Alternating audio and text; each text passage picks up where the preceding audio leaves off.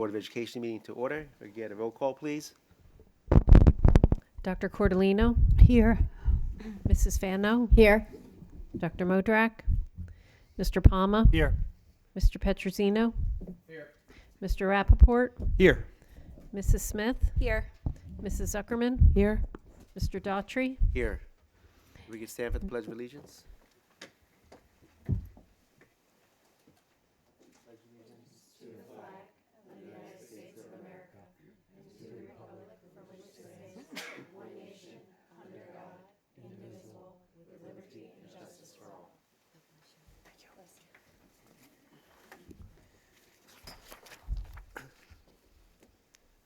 Open public meeting notice. The New Jersey Open Public Meeting Law was enacted to ensure the right of the public to have advance notice of and to attend meetings at public bodies at which any business affecting their interests is discussed or acted upon. In accordance with the provision of the Act, the Montville Township Board of Education provided a public notice of this meeting, which included the time, date, and location that was posted at the Montville Township Municipal Building, all Montville Public Schools, the Montville Public Library, the Montville Township Board of Education Administrative Office Building, the district website, and advertised in the Daily Record and the Montville Tap Into, the board's official newspapers, on January 8th, 2026.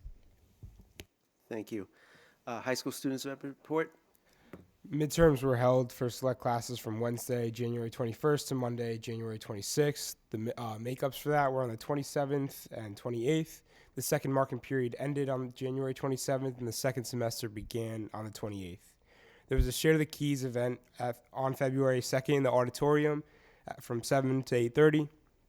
On Wednesday, February 4th, MTHS hosted their 8th annual 8th grade orientation. Ambassadors of the Student Council, PAL, and SAC acted as tour guides to the 8th graders, where they were able to get a first glimpse of the high school life and the rich and varied programs MTHS has to offer. Boys basketball recently broke a 40-year drought of not making the county semifinals and unfortunately lost that game on Saturday. They're currently 17-5 with a game tonight right now against Morris Knolls. Girls basketball is 7-16 as they face Morris Hills earlier today at 4 p.m. Boys wrestling is 22-5 as they lost last night in the sectional playoffs against Paramus. Boys bowling is 19-4 with a sectional semifinal game tomorrow. Boys hockey ended their season 10-11 with a loss in the Halverson Cup semifinal round. Goalie Dylan Andrew Hunter reached the 1,000 save mark in that game, and boys swimming ended their season 0-8, and girls swimming ended their season 3-7. The Chinese New Year Festival is tomorrow, February 18th, from 6 to 8 p.m. in the cafeteria, and March 2nd is the mid-marking period date for marking period 3. Thank you. Superintendent. Mr. Nazak, Ken, you're out there? So we're going to do our quarterly report of ShopRite Stars. We have 5 stellar students that are going to be here. We're going to hear some wonderful news about them. Ken? Thank you very much. Good evening. I'm thrilled to present our ShopRite Stars for the second marking period of the 2025-2026 school year. Tonight's stars were nominated by faculty members in one of 5 different categories, and the winners were selected by an administrative committee. In addition to the recognition of these wonderful students, Sunrise ShopRite generously donates $1,000 to the class of 2026. Please join me tonight in congratulating each of our stars. In the field of academics, congratulations to Amna Bukhari.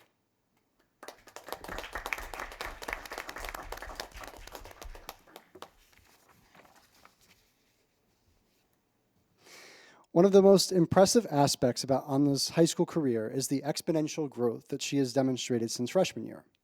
Specifically, Amna began 9th grade by taking a mix of enriched and honors level classes. During her sophomore and junior years, Amna challenged herself with more honors classes before taking 3 AP classes for the first time this year during her senior year. An increasingly rigorous course load is a demonstration of Amna's passion for learning and courage to challenge herself, and her success in these classes is an indication of her desire for knowledge. Amna has demonstrated outstanding academic excellence across multiple disciplines, particularly in business and foreign languages. For example, she earned the Underclass Business Award for Accounting 2 honors as a sophomore and for Marketing 1 as a junior. Her passion for foreign language is equally remarkable. Amna has studied Mandarin for 6 total years, maintaining straight A's throughout, including in AP Chinese during her senior year. She is also enrolled in Chinese Global Studies Honors, which is an advanced elective taught for the very first time at MTHS this year that perfectly combines her interests in business and language learning. In addition, Amna has maintained a 4.2 plus GPA throughout her high school career, which has opened doors for leadership opportunities such as serving as the vice president of the Chinese Honor Society. While the accolades are nice, Amna is most proud of how she's able to manage all of the success, learning skills that take others years to perfect, such as time management, communication, setting intentional goals, and also the development of a healthy work-life balance. Amna is still waiting on college acceptance letters, but plans to major in accounting in the fall. Again, congratulations.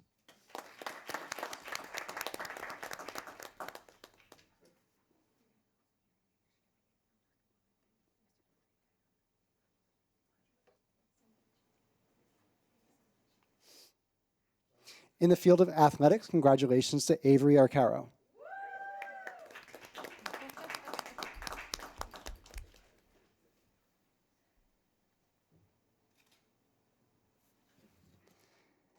Avery has been instrumental to the success of our girls' soccer team throughout the past 4 years. While Avery is far more proud of her role as just a member of the team, her individual accomplishments are worthy of attention. For example, Avery had 36 points and scored 16 goals this season, which ranks 5th all-time in MTHS history for the most goals scored in a single season. Avery was selected to be a member of the First Team All-County, which represents the top 40 soccer players, First Team All-Conference, and NJAC academic All-Conference teams in soccer. In addition, Avery was selected to play in the Senior All-Star Game as a New Jersey Girls Soccer Coaches Association award recipient and earned the honor of Most Improved Player of the Year because of her relentless determination and pursuit of growth. Aside from her athletic talent, Avery embodies leadership, sportsmanship, and dedication to the team overall. These are the characteristics that truly catapulted the team this year to be ranked as the 7th seed in the Morris County Tournament, which is the highest ranking in the team's history, and a reason why the team made it to semifinals last year. Off the soccer field, Avery is a talented lacrosse player on our varsity team, has proudly maintained a 4.1 plus GPA throughout the past 4 years, and is currently taking 5 AP classes this year. Avery credits her patience and work ethic as the primary reasons for her success, but she is also incredibly humble, selfless, and caring. Avery is still applying to colleges, but plans to pursue a major in health sciences in the fall. Again, congratulations.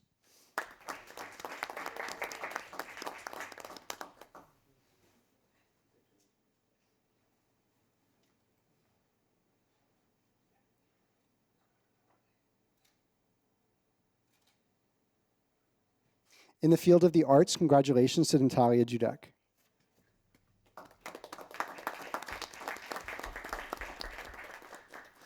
Natalia's artwork is on display in multiple buildings throughout town, including a STEAM memorial at Lazar, a mural in our technology classroom here at the high school, and also at the Montville Animal Shelter. According to the incredible art teachers who had the pleasure of working with Natalia, she demonstrates exceptional technical mastery in portraiture, drawing and painting, and perspective. Natalia's innate curiosity and inquisitive nature drive her to seamlessly integrate scientific principles and observations into our artwork, significantly elevating her ability to create conceptually meaningful and structurally rigorous art. Outside of the field of the art, Natalia's passion is science and technology. For example, Natalia was a national finalist in cybersecurity through the NCSF in 2023. She conducted research on quasars and AGN feedback under a mentor. She's written a group research paper on adapting machine learning models in nuclear physics through Michigan State University's Physics of Atomic Nuclear program, and partnered with well-known organizations such as Cards Against Humanity, Metal TV, and the Hack Foundation to host hackathon events in Brooklyn for teens around the city to learn how to code. Closer to home, Natalia is a member of our art club and is presented at a past Board of Education meeting on the work that she did to transform Lazar's STEAM club, and proudly maintains a 4.4 plus GPA, taking eclectic and rigorous classes such as AP Physics, AP Calculus, and AP Art. Natalia is still applying to colleges, but plans to double major in astrophysics and education policy in the fall. Again, congratulations.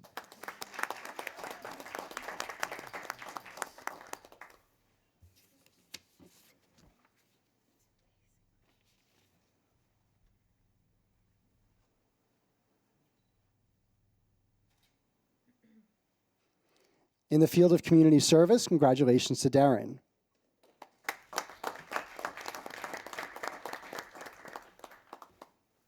Darren has completed over 200 hours of community service as a member of Key Club throughout the past 4 years and is also its current vice president.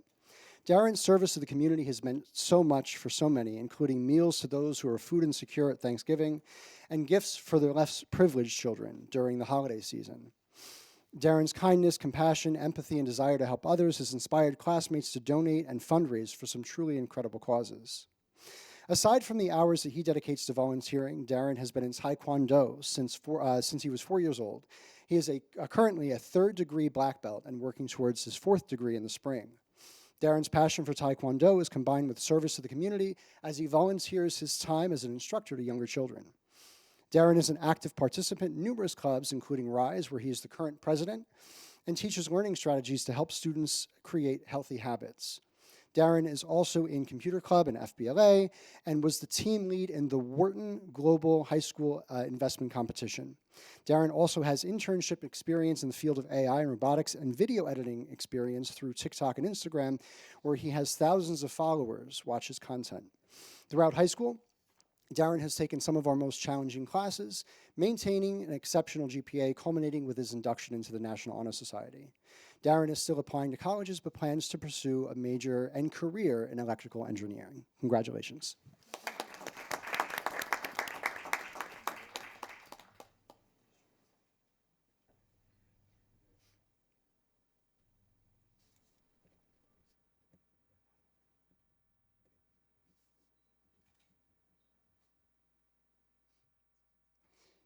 In the field of leadership, congratulations to Tahira Chowdhury.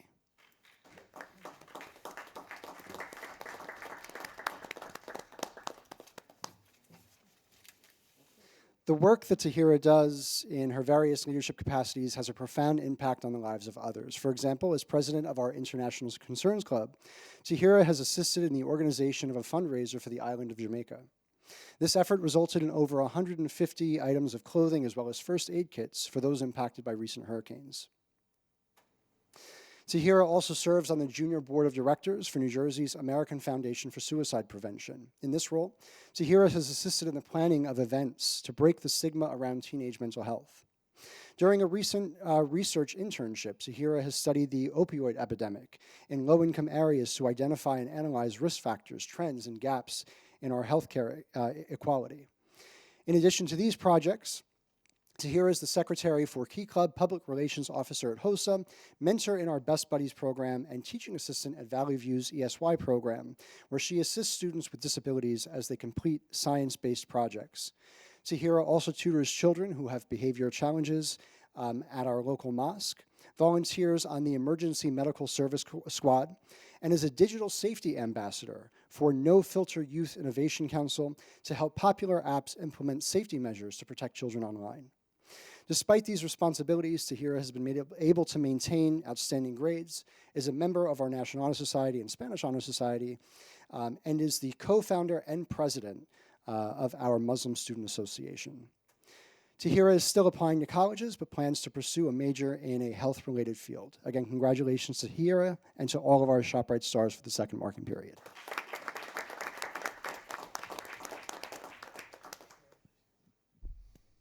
Parents, if you want to start taking, we'll do a group photo, or you can do individual ones as well as you wish.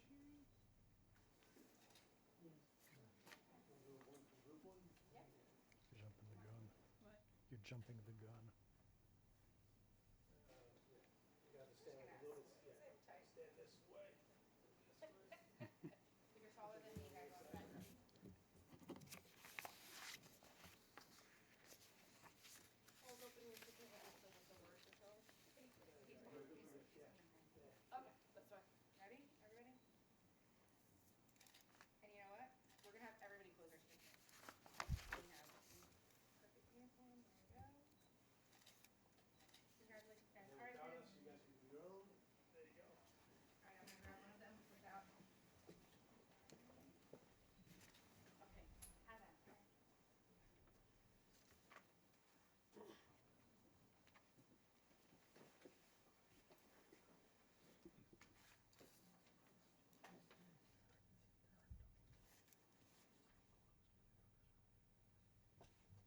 you want to do an individual one as well, you can, while we get the committee going.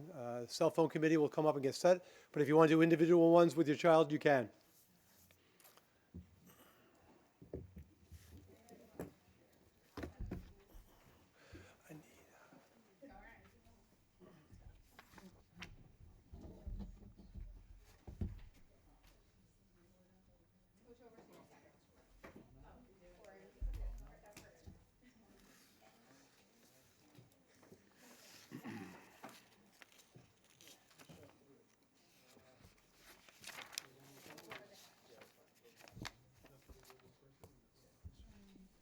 Yes, Mr. Nazak, where'd he go?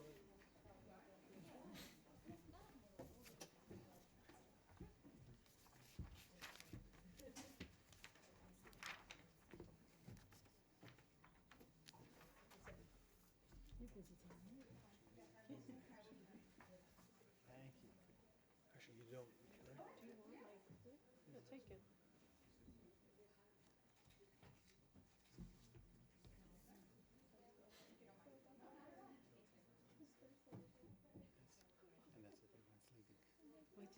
And that's it, everyone's leaving. That's right. No one's here for the cell phone conversation. Thanks.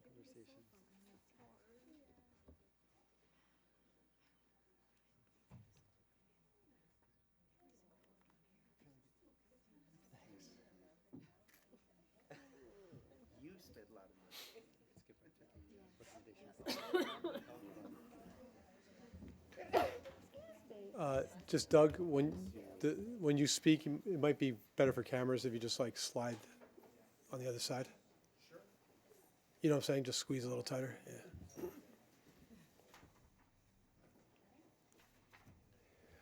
Okay, so we have Mr. Sanford will introduce everybody and just explain what's been going on. But the board asked for a cell phone focus group, and this committee came together for the past 6+ months, put together a comprehensive report.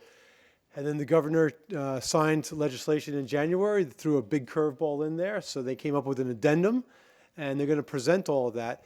Just to set the playing field, the state will be coming out with future guidelines on cell phones and electronic devices in schools, and that's probably coming out in the next 60 days or so. And this report, as well as what the government puts out, will then inform the board's policy committee to put together a policy that will be implemented in September 1 as we move forward. So we really appreciate all the work you did for these past couple of months. I know you put a lot of time and effort into it, a lot of research, as well as looked at a lot of the data with the surveys and everything else. So we appreciate you being here tonight. Mr. Sanford? Good evening, everyone. My name is Doug Sanford. Joining me tonight, different members of our committee, Ms. Lauren Muriello, a parent from the community, our senior member of the committee, Aiden Blumenthal, our director of IT services, Mr. Austin Thompson, and one of our high school assistant principals, Mr. Kenneth Nadzak. We all will be presenting as we go through this, so let's get right into it. Good evening, board members, members of the community. Tonight we're presenting Finding Our Focus, an evidence-based path for cell phones at Montville Township High School, which represents the formal recommendation from the MTHS Committee on Student Cell Phone Usage. This investigation was not born out of a vacuum. Rather, it was prompted by a growing community conversation that has taken place over several years.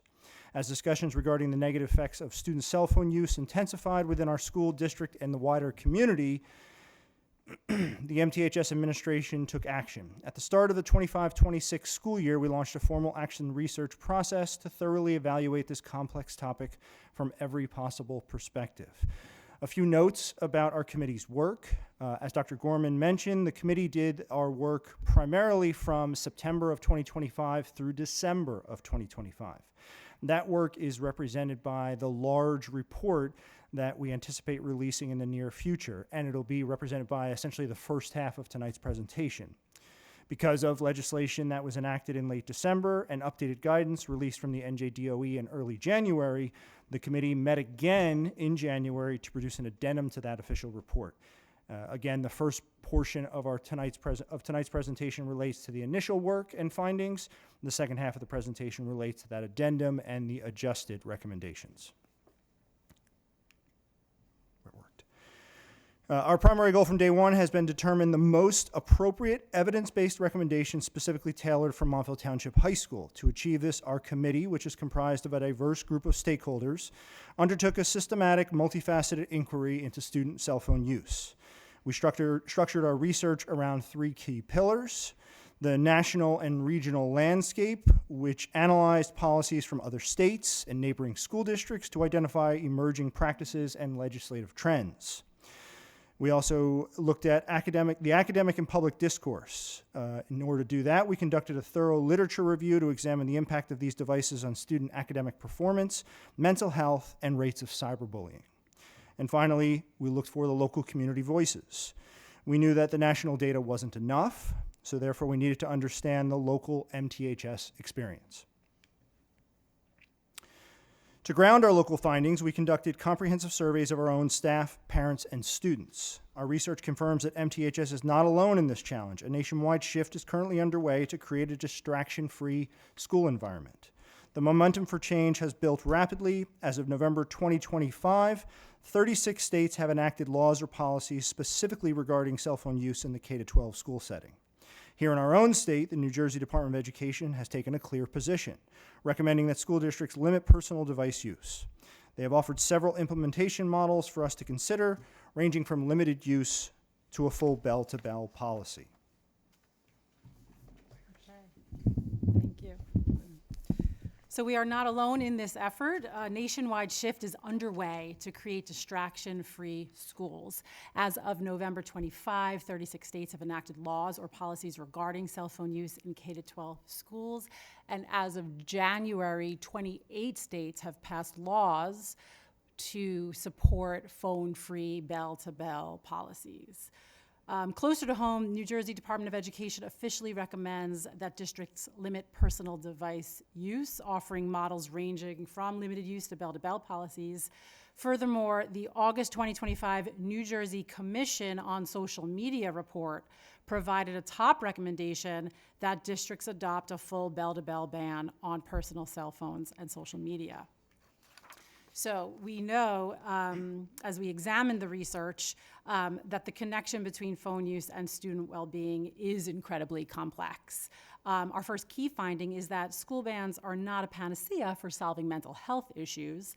Large-scale studies have found no significant difference in adolescent mental health, well-being, or anxiety levels when comparing schools with highly restrictive policies to those with permissive ones. These are obviously all new policies. We need to continuing to look at research as it comes out in the upcoming years. Furthermore, simply reducing in-school use does not necessarily result in a reduction of a student's overall daily use. The second important finding is that we know overall use is a major concern. So our findings underscore that overall digital engagement is a major concern for youth. Evidence is very clear that adolescents spending more than 3 hours daily on social media face double the risk of symptoms related to depression and anxiety. We also see a physical toll, as 77% of high school students report insufficient sleep, which is often directly attributed to excessive screen time. While a school policy alone cannot solve the broader mental health challenge, it is a critical step in creating healthier in-school environments as a part of a more holistic approach. So our local data from Montville Township High School staff is equally as compelling. The current decentralized approach is not working. Our survey of 111 staff members, we find that 86% reported losing instructional time to managing student phone use. On a scale of 1 to 5, staff gave the negative impact of phones on learning a 4.14 average rating. Educators are asking for a unified solution. 93% want a clear, consistent school-wide rule, and 89% cite the need for clear consequences and administrative support to reclaim their classrooms. We also closely surveyed our parents and guardians from K to 12 throughout the district.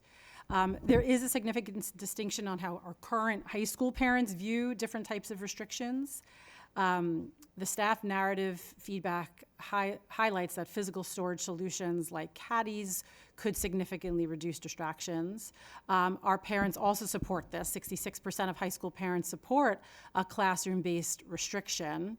The current high school parents, their support for an all-day bell-to-bell ban where phones might be locked away in pouches or lockers drops to 35%. When we continue to look at the parent survey data, the data reveals that our parents K-12 across all ages are deeply concerned about distraction, but many also prioritize the ability for emergency contact. At the K-8 level, parents do support an all-day restriction, while current 9-12 parents prefer classroom-only restrictions. The data does reveal a clear mandate from our K-8 parent community that they want a policy at the high school consistent with our elementary and middle school policies. Yes. So the data for the current 9-12 level parents reveal that they want to address the distractions in the classroom, but not necessarily remove access to phones for the entire day. They strongly prefer a balanced approach. Again, they prioritize the ability for emergency contact. And many believe that high school is an appropriate time to teach responsible measured device use rather than implementing highly restrictive policies. In the student survey with over 800 responses, students found that classmates' phones cause more of a distraction to themselves yet their own phones still cause a distraction at a rate of 2.52 out of 5.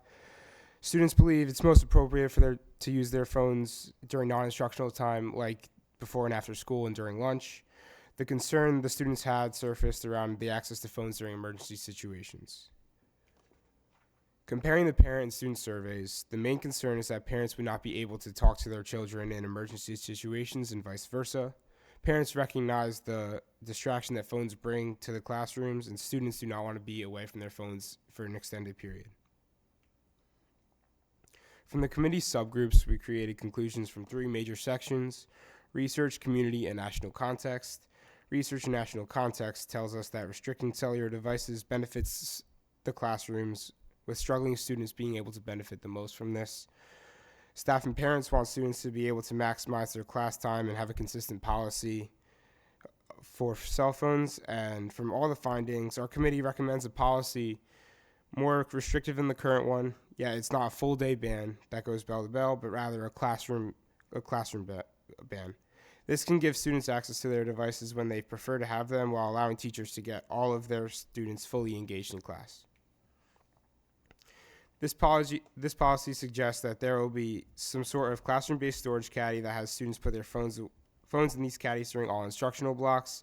This will be something that causes a consistent routine for the students to put their devices away to focus on learning, removing the main distraction from the learning environment, and can give teachers permission to grant cell phone use to students for specific educator-related purposes. In effect, a student's cell phone usage would be restricted during instructional time unless otherwise permitted by a teacher. This graph highlights the acceptable cell phone usage that would occur during passing time, the common lunch block, and also study hall, and obviously for instructional purposes, again, at the discretion of the teacher. The policy changes our committee has proposed are in direct alignment with the needs of our staff, parents, and students. For example, this policy provides staff with clarity and consistency while balancing their desire for autonomy. Additionally, the majority of parents in our community support a classroom-based ban on cell phones during instructional time, which aligns with our students' desire to use their devices during less structured time. Lastly, the policy changes are a fiscally responsible way of achieving these goals. The classroom caddies cost just 5 to 10% of magnetic pouches. Our policy changes also take into consideration various exceptions for students who need cell phones for a myriad of practical reasons. For example, some students in our building utilize their cell phones for medical monitoring, hearing aid pairing, health tracking, translation apps, screen readers, and apps specifically designed for anxiety and stress management. Because our policy acknowledges these uses, students will continue to receive these valuable supports that they rely on their devices for. As we seek to implement these changes, our committee has identified 3 key pillars. First, we acknowledge the importance of administrative enforcement, setting clear expectations and imposing consistent consequences when those rules have been broken. Secondly, we understand that it is imperative to effectively and clearly communicate emergency situations with our families through our available channels such as ThrillShare and Talking Points, thus reducing the reliance on students sharing information with their parents. Third, we believe in the importance of addressing the possibility of students shifting their distraction to our district-issued devices and have partnered with companies such as Gaggle and GoGuardian to meet this challenge.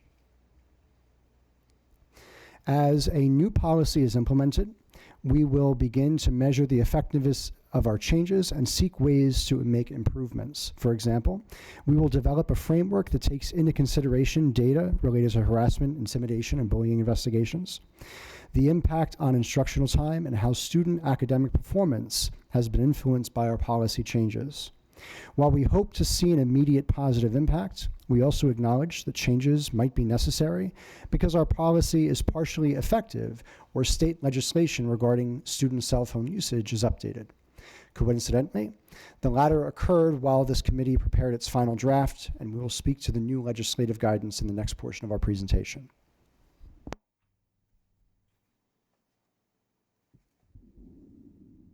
The committee emphasizes that this policy is not about taking something away from students or the school environment, but rather providing a more valuable learning environment.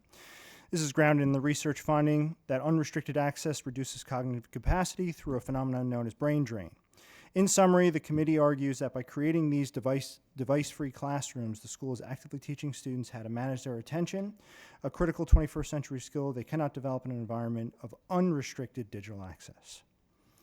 So once again, that's essentially our first half of our presentation. That leads up to December of 2025. Now we're going to switch into the addendum, which the committee put together during the month of January based on the new legislation that was passed and the updated NJDOE guidance. Since our initial report, the landscape changed with Senate Bill 3695. This law mandates a significant shift for the 26-27 school year. The new law requires boards of education to adopt a policy for school hours that prohibits the non-academic use of internet-enabled devices on school grounds. Local policies must align with the New Jersey Commissioner of Education guidelines, which were released in early January. New Jersey state law and updated guidance now requires a bell-to-bell prohibition. To comply with this, MTHS recommends a student-managed storage policy using backpacks and hallway lockers while transitioning to a 100% school-issued Chromebook usage by students. The NJDOE defines bell-to-bell as the entire period from the start of the day bell to the final dismissal bell. This now explicitly includes passing time, lunch, and study halls. The NJDOE outlines 4 storage models in its guidelines, all of which align directly with the options previously reviewed by the committee. These models include pouch systems, classroom lockbox systems, bin or caddy systems, and student-managed storage. Each model was evaluated for overall feasibility as well as financial impact. As shown on this slide, there's a significant cost range across the various storage models and even within the model, depending on the specific product or implementation approach. In summary, pouch systems represent the highest cost, with lockboxes in the middle, and the student-managed storage relies on existing infrastructure, so therefore is the least expensive. Pouch systems were a solution the committee examined closely. They are widely recognized and have been implemented in a number of other districts in New Jersey.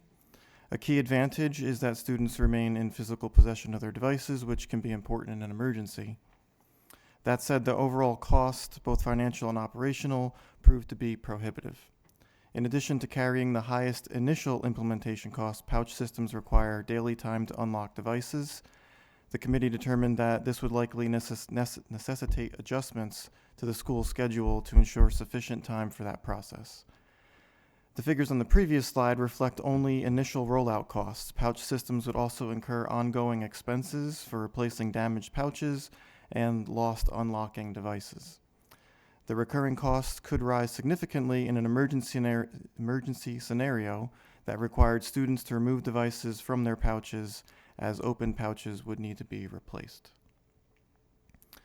This brings us to the committee's recommendation, student-managed storage. Under this model, all internet-enabled devices, including cell phones, personal laptops, tablets, and smartwatches, must be powered off and stored in a student's locker or backpack for the duration of the school day. While much of the public conversation has focused on cell phones, the new law applies more broadly, and this approach ensures full compliance with that definition. Student-managed storage leverages existing infrastructure, specifically lockers and backpacks, so no additional equipment is required. As a result, the implementation cost is $0. Operationally, this model avoids the daily logistical challenges associated with unlocking pouches, preserving instructional time, and eliminating the need for schedule adjustments. At the same time, it keeps devices accessible in the event of an emergency, which we saw students and parents cared a lot about. The approach is fully aligned with NJDOE guidelines and represents a practical, cost-effective path forward for the district. As I just noted, the new law defines an internet-enabled device to include personal laptops, tablets, smartwatches, all things that can access the internet. To ensure compliance, the district will need to discontinue its current policy of allowing students to bring their own devices to school. Under this revised approach, students will be required to use district-issued Chromebooks, and guest Wi-Fi access will need to be disabled during the instructional day to support consistent enforcement. From an operational standpoint, as Director of IT Services, I can say that we have already prepared for these things, and we can implement those solutions with zero cost to the district.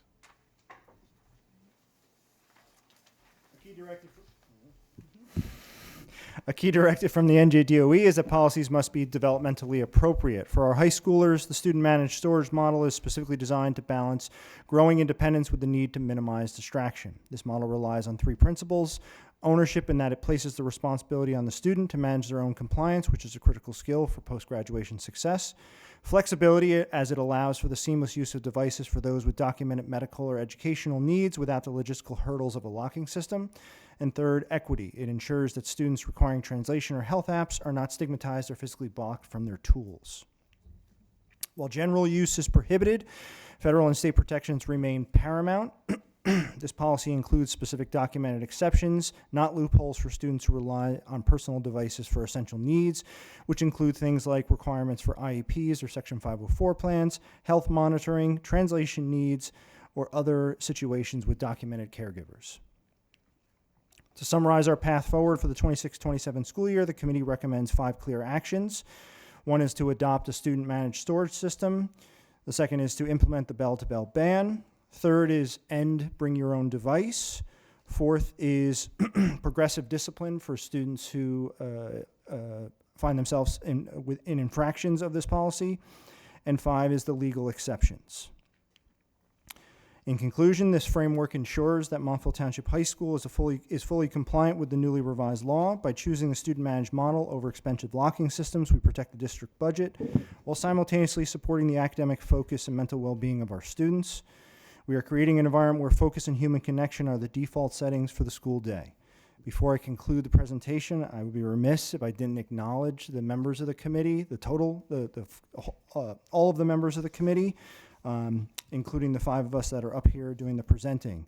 So myself, Mr. Kenneth Nadzak again, Dr. Tamar Spitzer, the supervisor of world language and ESL, Officer Robert Vogt, one of our school resource officers, Mr. Austin Thompson, Director of IT Services, Ms. Jennifer Keneally, our high school media specialist, Dr. Kurt Kilinowski, one of our English teachers and a club advisor, Ms. Kelly McCorkle, one of our student assistance counselors, Ms. Nora Ellen Natural, a special education teacher and a club advisor, Ms. Rachel Salazar, a science teacher and a high school parent, Ms. Caitlin Slate, one of our school counselors, Ms. Katie Frieda, a parent at the high school and the Lazar PTC co-president, Ms. Lauren Muriello, another parent in the district, Ms. Kristen Piper, the MTHS PTC co-president and a high school parent, Aiden Blumenthal from the class of 26, Jill Patel from the class of 27, and last but not least, Jackson Greeley from the class of 28. Thank you so much for your time. Appreciate everybody listening. Thank you so much. Extremely thorough. I know how much went into this. I really appreciate all your time. This is probably one of the most comprehensive reports, that's out there right now, and we really appreciate you listening to all the constituents and and everything they gave you to give us a lot of guidance how we need to move forward. So, as much as the state has set the guidelines, there is still a little bit of wiggle room of how we have to implement certain things. So we appreciate that. We'll be looking at that in the next couple of months, and the board will come up with a policy that will be implemented, as I said, in September. But we'll open it up to the board with any questions or any comments you have. Thank you all so much. It was really wonderful not only to read what you prepared for us, but hearing all the different stakeholders involved. So my question is, and I'm so happy to hear this about medical and IEP needs.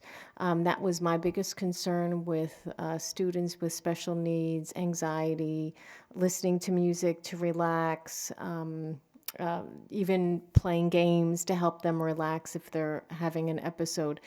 Was there any talk of what that would look like if they would have to contact their case manager? Like who would be reaching out to the families to let them know that these are the exceptions, or is that? I just wanted to know what the faculty thought about that. There are already situations in IEPs and 504s where support from a cell phone for various reasons exists, but we rely primarily on our case managers for the IEP situations and then our 504 team to reach out with respect to that. Certainly do and students to a certain extent can request or inquire with respect to that. I think what we would probably see from a process standpoint is the idea of a policy being put in place, then that being reflected in our student handbook. Before that, then that communication either went out to the parents, guardians, and students, or vice versa, it came in from them. Okay, great. Thank you. I just wanted to say thank you all so much. I can't imagine how much time was put into all of the research and the sifting through the hundreds and hundreds of surveys that were handed in. And I think it's very valuable information, what you presented tonight. I imagine your job would have been much easier had the state policy come down before the committee started. However, I am grateful to have this information and to know where our teachers and students and community stand on the subject and to know what everyone's really thinking. Just seeing it all combined together with the research and knowing that we have people in town and in the district that are really out there looking for the best options for our kids is, very heartwarming, and it's part of what makes this district so great. So thank you very much for your time, and I look forward to seeing how this all plays out. Well, I know that wasn't a question. Thank you for the comment. I do want to just speak to that for a second because I think, and anybody else on the committee can chime in about this as well. There were times when the committee itself kind of questioned our work because this idea of a bill being passed, it didn't just pop up in December. This has been talked about for many months. But we recognize the value, particularly with the surveys, and particularly because for both the staff, students, it was close to a 90% plus response rate. The parents and guardians was also several hundred responses from the 9 to 12 as well as the K to 8 separately. So hearing the opinions, the feedback from the community, and letting that guide our recommendations, I think that's invaluable as well. Go ahead. Hi. Thank you. First of all,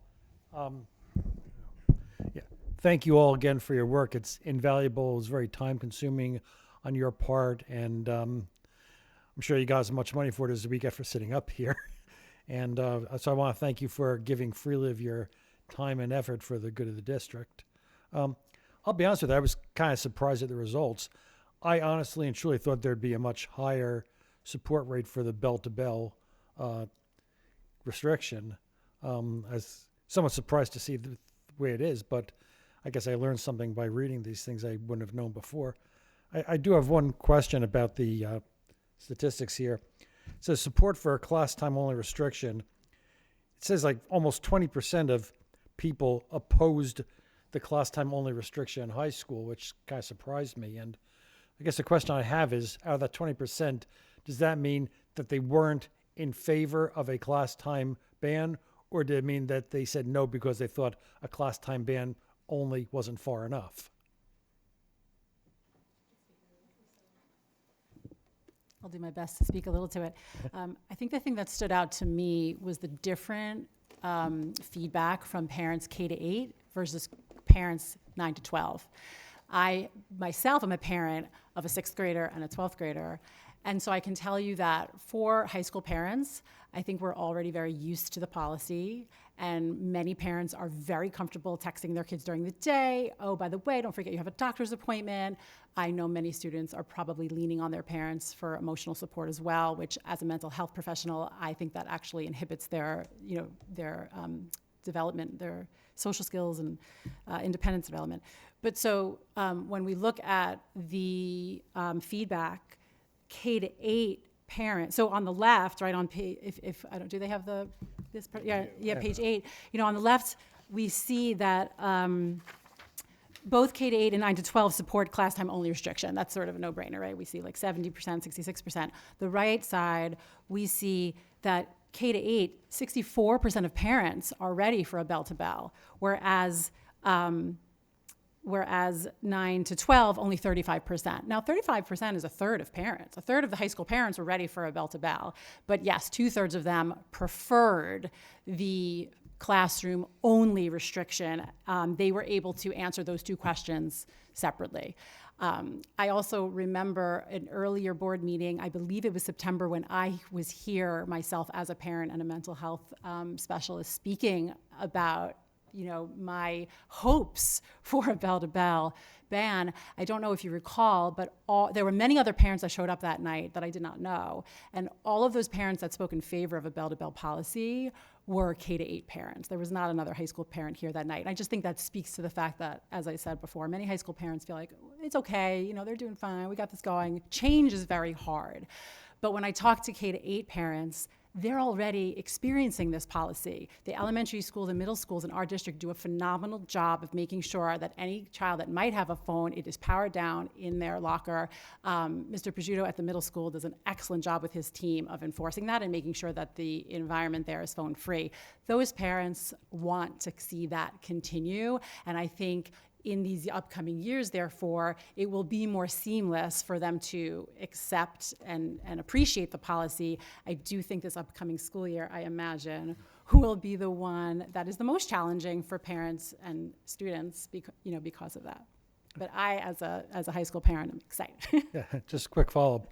Was there any significant number of parents, students, whatever, who just felt that there shouldn't be any restrictions at all, that just being able to text during class is fine? We'd have to look back at the survey data, but if we can see here, we have 60, well, I guess that doesn't add up because there were two different questions. So we'd have to look back at the data to tell you that for sure. Yeah. Okay, thanks.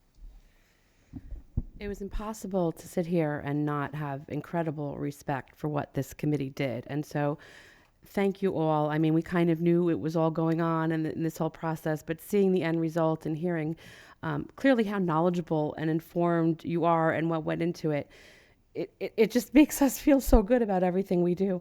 And so I wanted to really just say that. But one of the things is, I don't think that work you did in the beginning was for naught, like you were saying. I think it really is important, because with any policy or thing, like, first of all, things are going to continue to evolve at the state level and at the school level, and I think it's just important to have the full context of it, and I think it will serve and inform us well as this moves along, and we have to obviously comply with the state. And I think the point that you made, Lauren, is very important, that it'll be a challenging year next year, but we'll do what we need to do. But just really thank you all for what you did. John? For like everyone else said, thank you. A lot of time goes into these things. You don't get anything for it, but for more time spent explaining to us. So thank you. And I couldn't agree more with your sentiment, though, that high school parents feel differently because they're used to a certain situation and change is hard. And moving forward for this 2/3 of K to 8 parents that would already appreciate a bell-to-bell ban, would there be some type of recommendation? I know this wasn't your task, but kind of asking off the cuff here and maybe just posing the question at large. If we went to a certain policy for the upcoming year with a vision to go to a bell-to-bell policy within 2 to 3 years, or, because then all of those high school parents that didn't want the policy would be out for the most part. Obviously, some kids like yourself have kids in multiple grades. I would pose that to the board where if we did implement a less restrictive policy for the next upcoming year with a vision of restricting a more restrictive policy, of implementing a more restrictive policy for a couple years from now.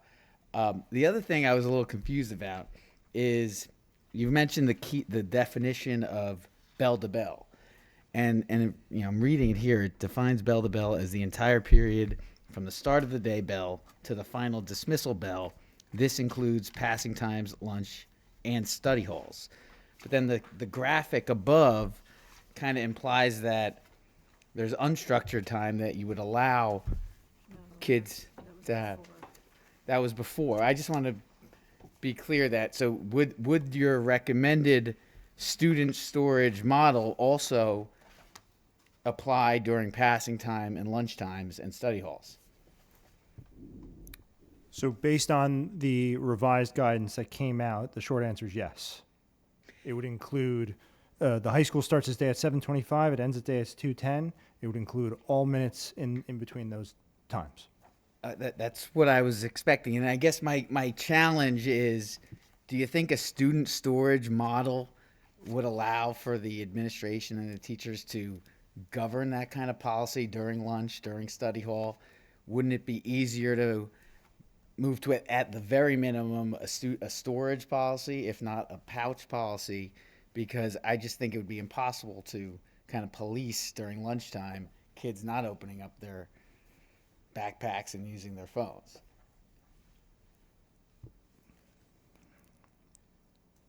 I want to make sure I answer your question. Would it potentially be easier to police students if their phones were locked away in something they couldn't access?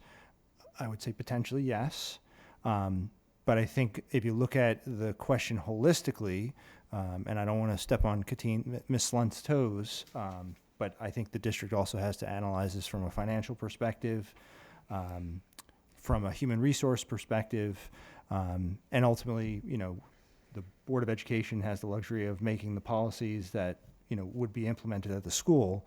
So I think it's just a matter of looking at it from all perspectives. I hear you. And I did some quick math to kind of balance, just to put it in perspective, because I know maybe you know the budget, but if our budget's about $100 million, a $40,000 spend, and that's for the most expensive, is 0.04% of the entire budget. Now, that's to me, a drop in the bucket. I know we're trying to do some other things on the finance side, but given the impact that this would have on the students, I don't think finances should be a concern here, is the point I'm driving at. So just to point out, that is also the initial implementation cost. So there is an ongoing cost. And we didn't get to solve the scheduling issue, which could be a human resource cost too, for adjusting the schedule.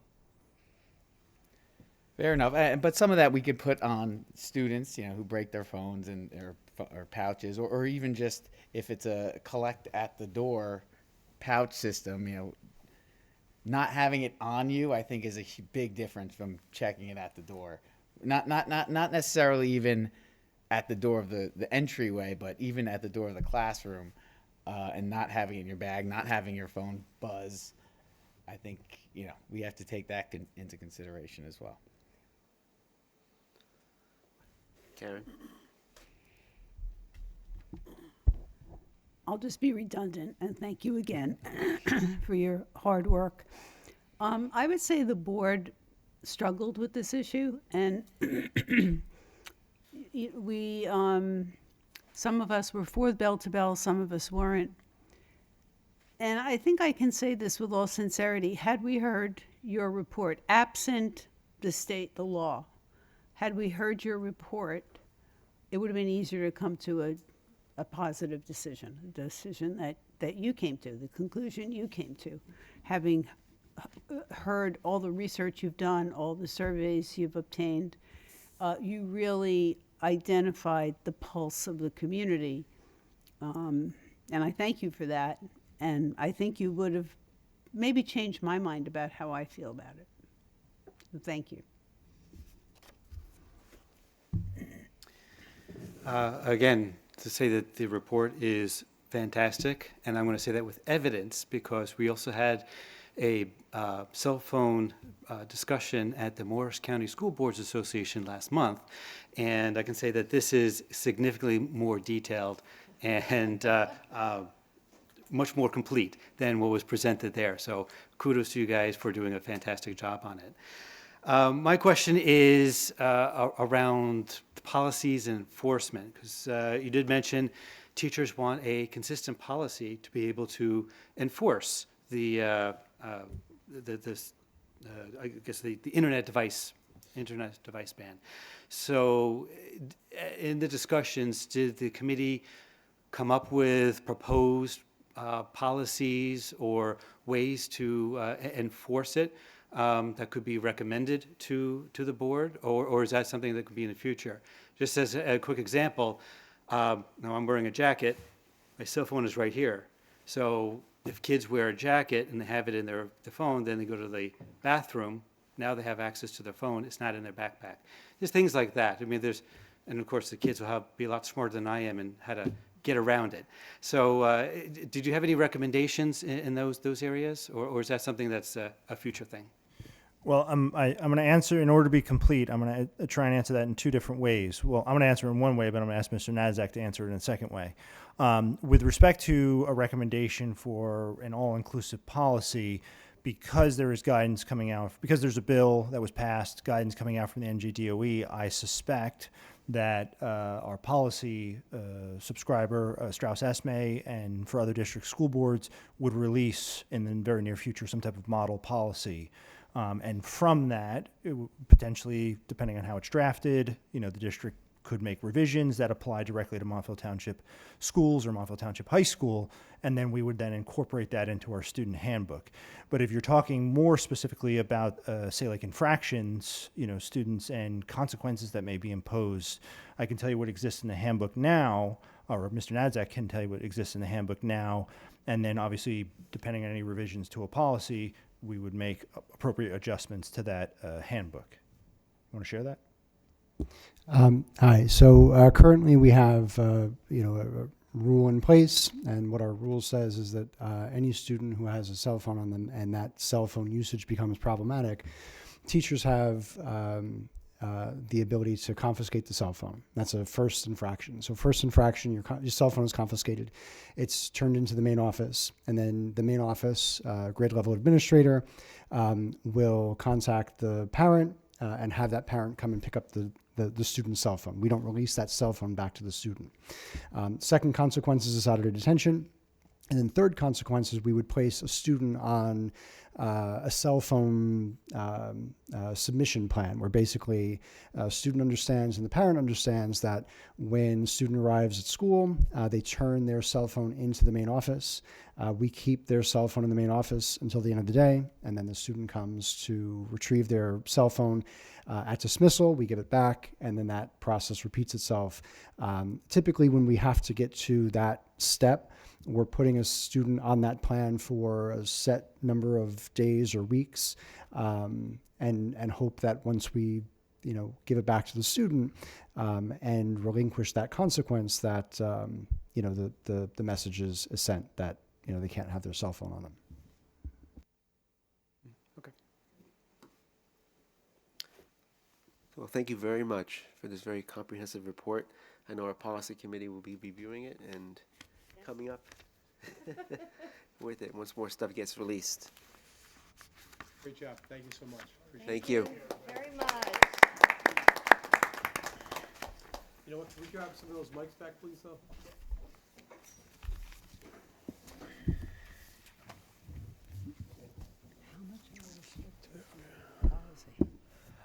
I mean, at least not this. At least this.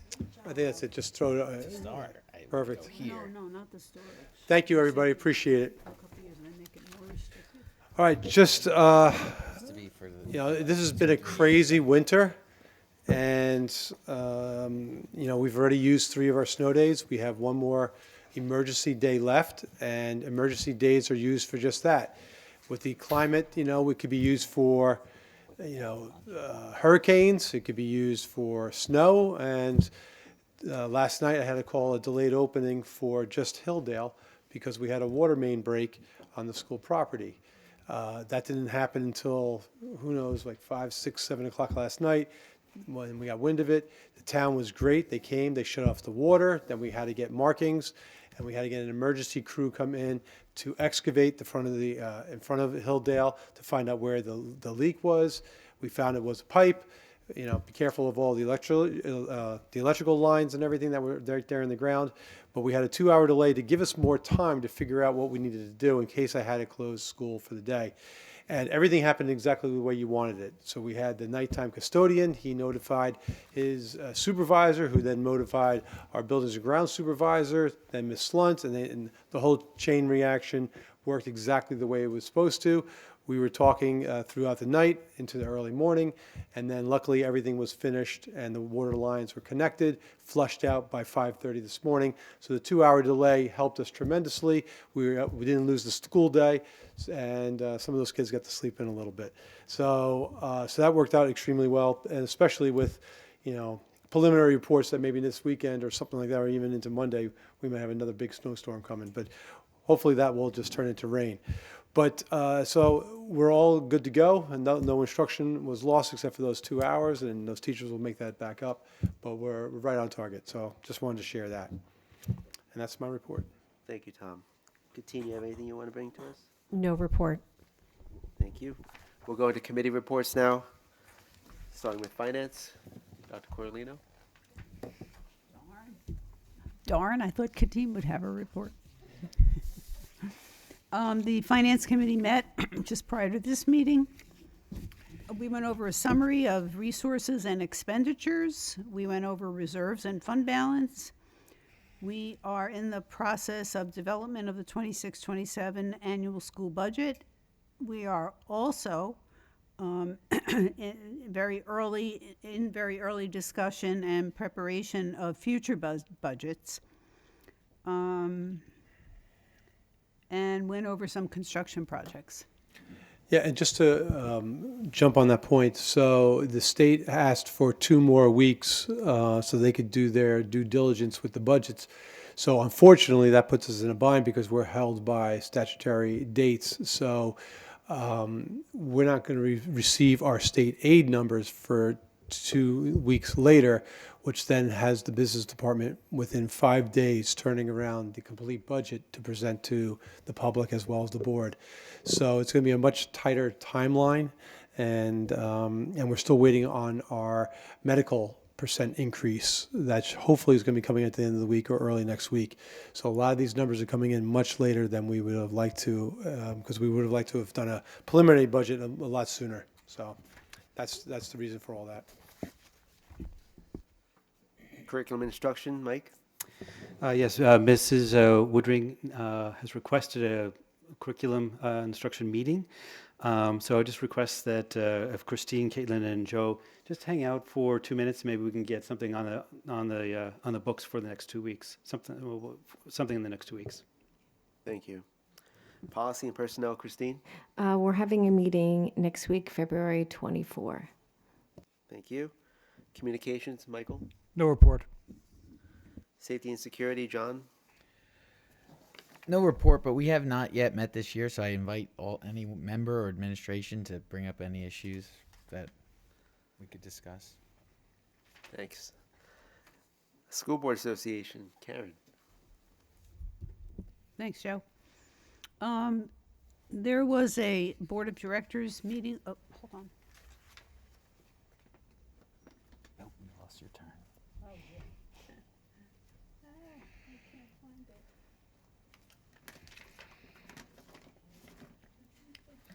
find it. There was a Board of Directors meeting held about a week and a half ago, and at the Board of Directors meeting, we discussed state-level advocacy. Assemblywoman Reynolds Jackson and Senator Gopal are remaining as the education chairs of their respective legislative branches. Jonathan Pushman, the NJSBA Senior Director of Advocacy, participated in Governor Mikey Sherrill's Delivering a Strong Education for New Jersey Children action team. The winter edition of Capitol Watch includes a Names to Know section, which features an introduction to the new Commissioner of Education and to legislative leadership for the 26-27 legislative session. NJSBA has developed 2 new strategic partners. One is the Future Ready New Jersey Coalition to help more students achieve post-secondary degrees. The second with the New Jersey Education and Technology Association, which is a professional membership organization dedicated to supporting the wide range of school technology professionals across the state. We have some new training programs. The NJSBA Lead Masterclass Series will be tomorrow, February 19th. The 3rd Annual Women's Leadership Conference will take place on Friday, March 20th. The School Public Relations Forum will take place on Friday, April 24th. And of course, always looming is the 2026 workshop. So if you get a chance to visit workshop, even if only for a day, it's definitely worth the trip. Thank you. Thank you, Karen. Morris County School Board Association. Yes, we met on February 4th. It was a virtual meeting. And as I mentioned before, there was extensive discussions about cell phone bans and the different aspects and things that need to happen for that. In addition, the NJSBA Field Services rep spoke for a few minutes, and Paul recommended that all Board of Educations do a self-evaluation, which is something I think that we already do, but he said it's not just a superintendent evaluation, but a Board of Education evaluation would be helpful for everyone as well. He also mentioned that the candidate kits for 2026 are revised and should be available. He said that they were posted. Our SBA advocacy rep mentioned that HIB reforms are in progress. There's discussions about how to make the process a little more streamlined, get rid of some of the red tape, make it clearer and but more understandable for everyone, both the administrators, teachers, and for parents. They said that there's some red tape involved. They want to get rid of that. They want to make the framework more flexible to give the administration more capabilities to address the situations on an individual basis. Cell phone ban. They also went over board member education, going over the 5 C's, just making sure that everyone understood their commitment, the confidentiality, conflicts, claims, and chain of command. So it was a very nice overview and reminder for everyone who attended about what we should be doing as board members and what we need to look out for. And the next meeting is March 5th at Hanover Park High School, and that is for the Unsung Heroes and the awards. Excellent. That's it. Thanks. Thank you. 1 second. Just to go back to Dr. Cordellino's report with the school boards back there, Mr. Thompson is the co-chair of the Data and Privacy Committee. He was part of the NJETA that combined everything. And he's been working on that for the past 2 years, so it's great to see this new partnership. The Morris County Ed Services Commission met last Wednesday. The administration is working on their budget, as well as reviewing the policies that are in place. They're doing a comprehensive review on that. The Montville Municipal Alliance. At the last meeting, they discussed the proposed spring awareness program, which was on self-harm and substance abuse. The senior house has a new policy that no one under 18 can go in, so they're looking to use the Pia Costa Auditorium to host the program, and talked about a possible bingo night fundraiser to supplement the loss in grant funding from the state. The next meeting is March 11th. Thank you. John, Montville Athletic Boosters. There's been no meeting. Okay. Christine. Yes, so our first meeting will be this Tuesday evening, February 24th. It's a Zoom meeting. It will be introductions and meeting the director and supervisors of special education. So they'll be doing a presentation. And then there's going to be a presentation and question and answer. It's about screen time, social media, and student well-being. Explore how digital habits impact children's mood, attention, and relationships. This session offers research-based insights into healthy technology use, social media pressures, and setting realistic screen time boundaries that promote balance and connection at home and school. Thank you. Cedar Hill. No report. Hilldale. Valley View. Next meeting is March 19th. William Mason. No report. Woodmont. No report. Lazar. The meeting that was supposed to be 2 weeks ago had to be rescheduled. It's going to be this Monday, the 23rd.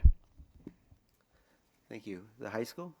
No report. Next meeting is March 9, virtual. Thank you. This is our first public participation session for items on the agenda. Joe, before we move to public, I'm sorry. There were just two things I wanted to mention, which I forgot to, because I don't know what happened to my pad. We are a Carol E. Larson school board, correct?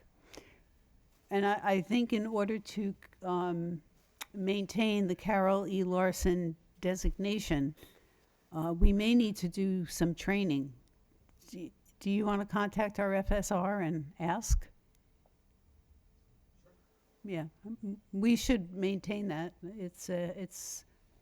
It's the highest award a school board can achieve through training.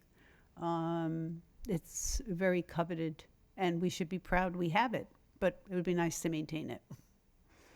The other thing I wanted to mention was Senator Gopal has a bill that's moving quickly.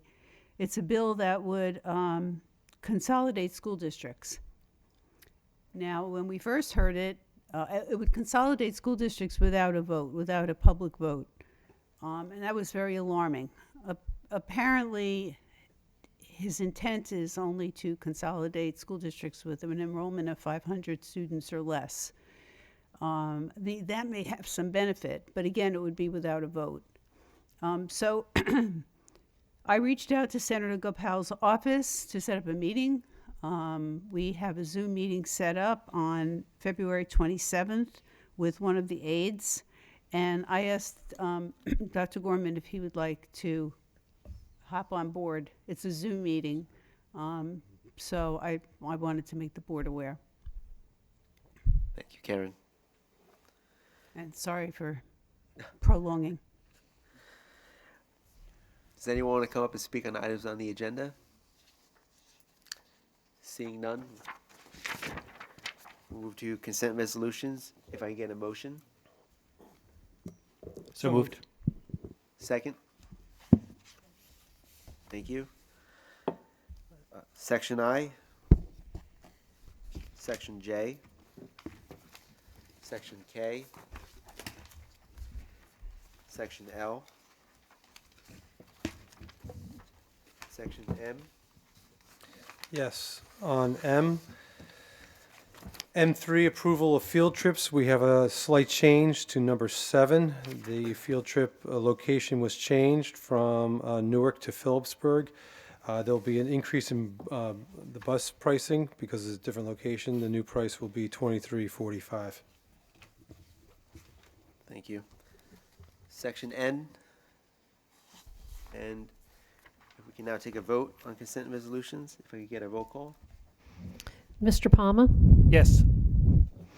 Mrs. Zuckerman? Yes, abstain on J13. Dr. Cordolino? Yes. Mrs. Fano? Yes. Mr. Petrosino? Yes, abstain on K1, check number 12853. Mr. Rappaport?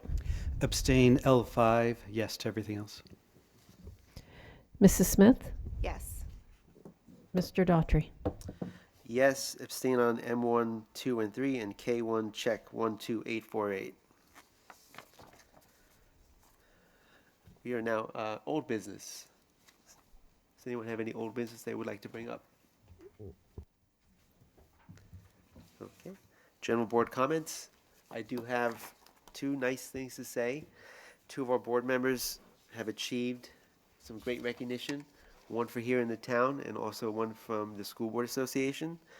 Michelle here was selected to be the 2025 Citizen of the Year by the Montville Township Chamber of Commerce.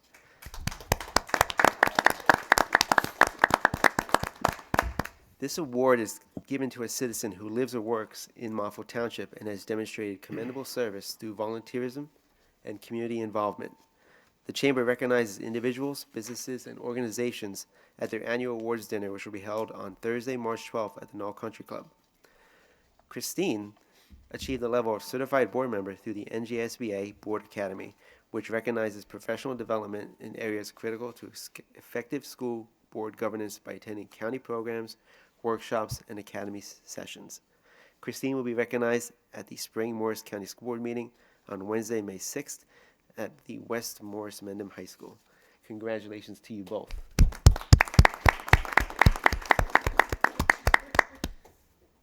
You want to say anything? Go ahead. No, I just like going to school. So it's fun. No, I just And really. there's no tuition. That's right. It's free. No, it's fun, and the Zooms are fun, and I learn a lot, and I jump on other counties' meetings, and everyone's having the same issues that we are, and so I would just encourage all board members, if they have a moment, they're not long, and it's just you just listen and learn. So thank you. Michelle? So, Well, thank you for mentioning that. I was definitely greatly honored, really, because this community is so great, as evidenced by everyone I'm sitting with here. And it's just a privilege to be part of it. And I'm really I was very honored, and I'm honored to sit here with all of you and do what we do. So thank you. if I may, Joe, I think we underestimate Michelle because we see her only at these meetings, but she has a tremendous impact on the whole community, and I think that's really the source of her award. She is not only involved in her faith and in her synagogue, but so many other aspects of her life are filled with giving. I feel proud to be a friend of Michelle, and I'm so happy for you. And Christine, congratulations on your first step towards in the Academy of the Board, New Jersey School Boards. Any other comments? Go ahead. Well, I'm just moving on to other new business. Okay. So one of the other things that was discussed at the Morris County School Boards Association was the 2026 Irene, I'm going to screw it up, Lee for Bouve. It's Irene LeFay. LeFay. LeFay. LeFay. Yeah. Irene Excellence in Boardmanship Award. And there are some strict requirements in order to be nominated for that award. And I think there's some of our board members are qualified, and what I'd like to do is propose a resolution for our next meeting to nominate Joe Daughtry for the award from our district. And if it's okay with everyone, I'll be happy to write up the resolution and submit it to everyone for next meeting to be voted upon. Well, thank you very much. Yep, you're welcome. Any other comments? I'm sorry. I did have the opportunity to attend the new Northern New Jersey Chinese Association Chinese School Chinese New Year Festival, and I had the honor to attend these for, I don't know, 15 years or more. There's a wonderful group of people, and it's a great event. So I enjoy doing it every year. Thank you, Karen. Last public participation for anything you want to talk about. Karen, So, did you want the other thing? Gartenberg or no? Sorry? Nancy Gartenberg? Oh, yes. Okay. See, I'm missing my pad.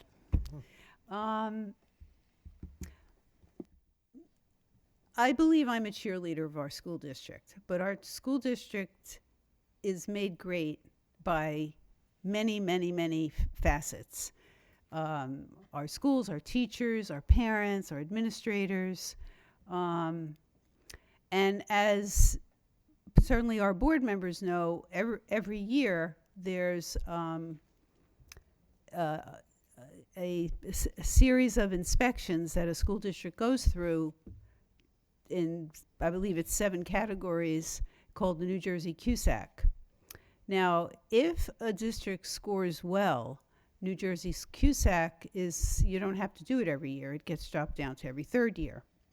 Well, we just had our CUSAC state monitoring, and I wanted to share with the board something that, and with the community, something that was in the weekly review that Dr. Gorman gives us every Friday.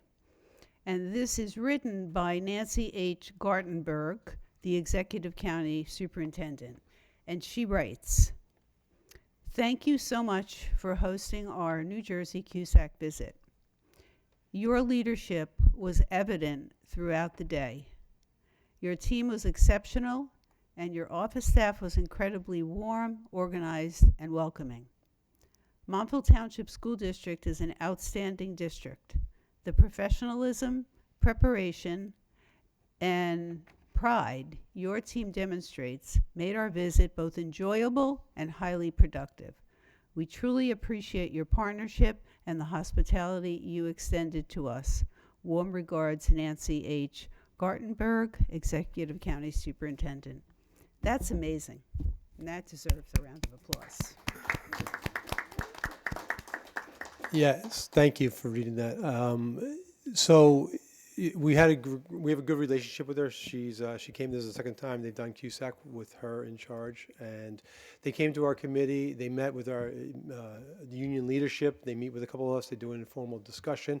That went extremely well. We both had great things to say about the union and vice versa. Andrea Woodring is in charge of our curriculum.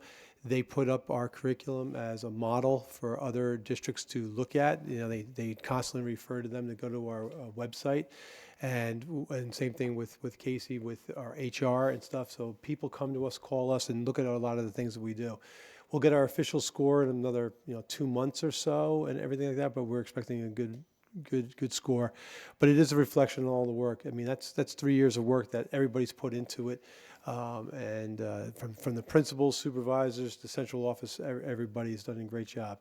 Katina over here does a whole work with the facilities. They get a whole monitoring system of all our schools, and then they also look at our books, and it always comes back stellar. So great stuff. We're really proud of everything overall, but every 3 years we go through it, and so far we're doing okay. So it's good stuff, but thank you. I do have one last comment. Part of the agenda tonight, we approved the hiring of a new assistant superintendent. I just want to congratulate Mr. Sanford on being our new assistant superintendent.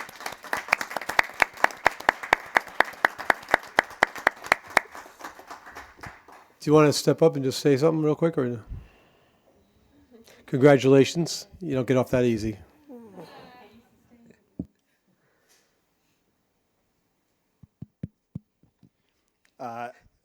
very, very excited for this opportunity. I can't thank you enough for putting your faith in me. Most importantly, for the last almost 15 years as the high school principal, but in this new role as the assistant superintendent starting July.